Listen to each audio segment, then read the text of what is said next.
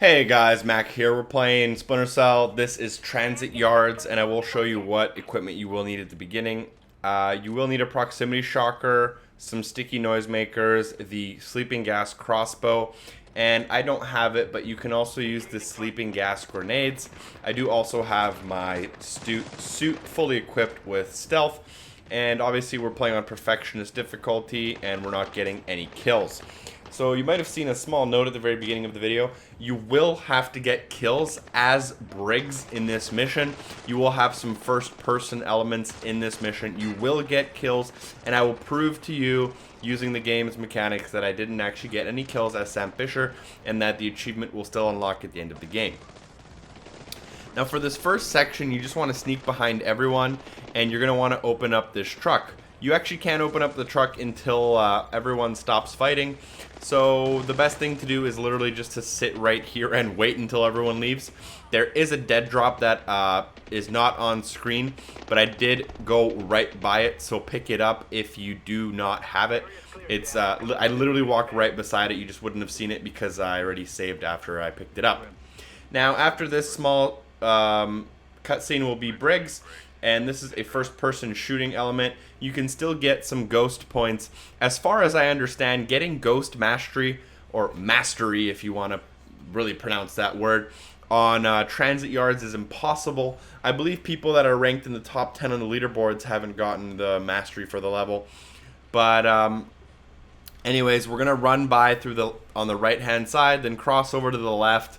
And even though this is supposed to be a third-person game, the first-person elements actually do still feel really good.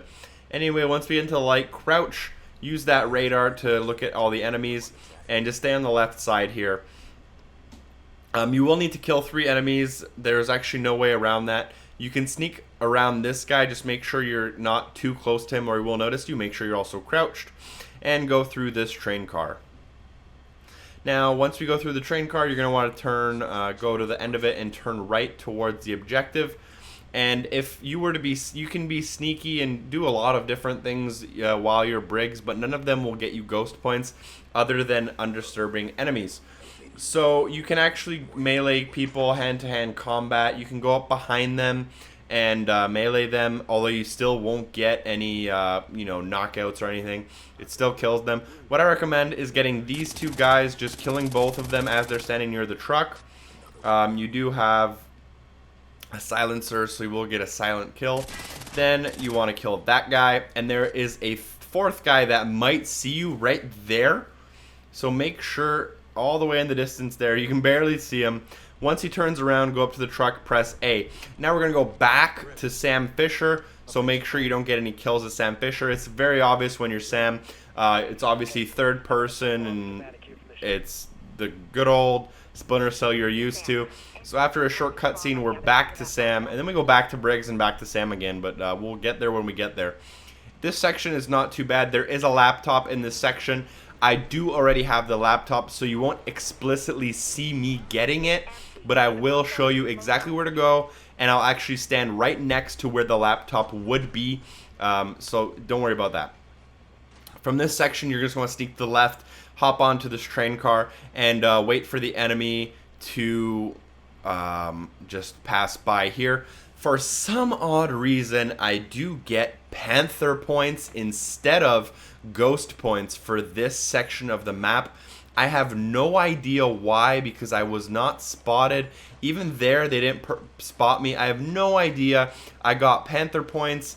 I got like 7 undisturbed Panther points for some reason. Also, watch out very closely for the ground. There are a ton of mines. Anyways, climb up this pipe, shimmy onto the right, take out that sniper. Inside this room, there is a laptop, so I would climb inside, and that's where the laptop would be. You can access it. Anyways, it's not there for me because I restarted the checkpoint. Shimmy on down and continue on following the outside left-hand side of the map. And watch out for mines. Obviously, you can run a little bit if there's not any enemies directly anywhere near you on your radar. Now, you can sneak up behind here, and this is what I recommend doing.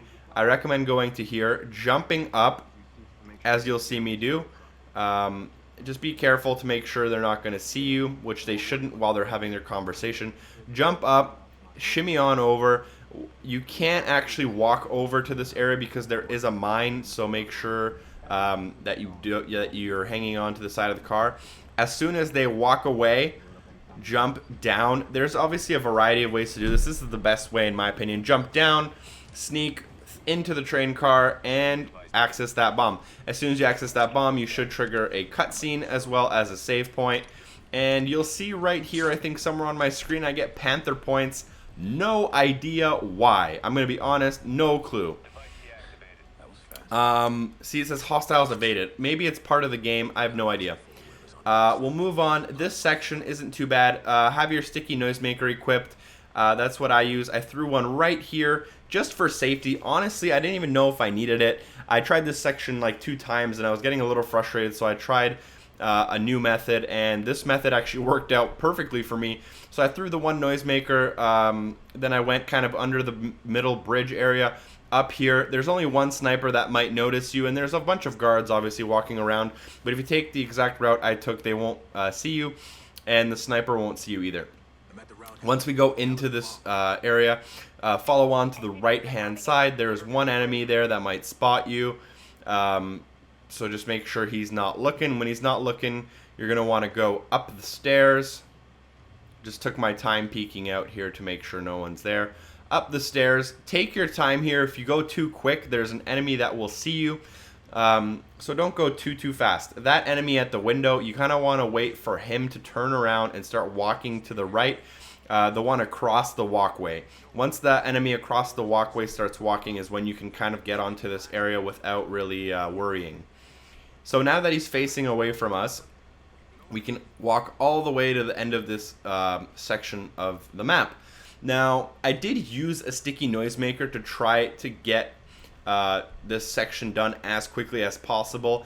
It didn't go perfectly, so you'll see me waiting around for literally about a full minute or 2 before I make a break for it, and I didn't get lucky to say anything, but it was a little bit risky. So I threw the noisemaker there. It didn't work out perfectly, as I said. What you want is, there's 2 enemies at the bottom of these stairs. They have a very long conversation, and their movements are very slow, and it's a little risky. As you see me equipping my noisemaker, or checking to see if I have anything available to me actually. They have a very long conversation, and the route when they're both standing really close to each other is a little risky, that they turn around or something.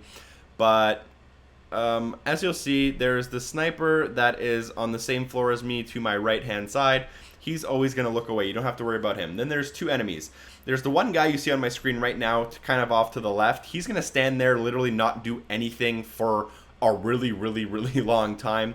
And then there's his partner that wanders off. That third guy I just mentioned is the only guy that you really have to worry about. He's the guy that makes a lot of movements and will turn around and see you. Right now, if you look at my radar, there's 3 enemies. He would be the middle enemy.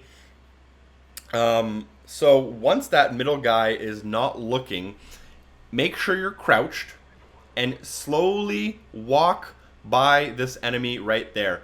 Now, he might turn a little bit towards you, but he shouldn't see you. If you just walk by, obviously if you have a sticky noisemaker, feel free to use it to lure him away. You can walk under this area and onto the train.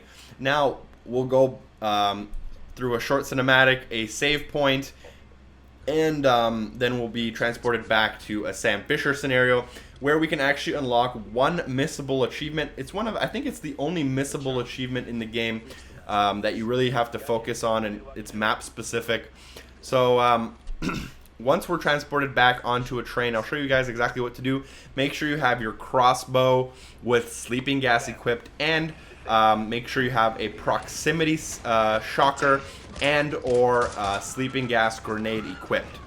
As soon as I'm on the train, I take out my sleeping gas crossbow and shoot the 2 enemies that are running away. I did get both of them.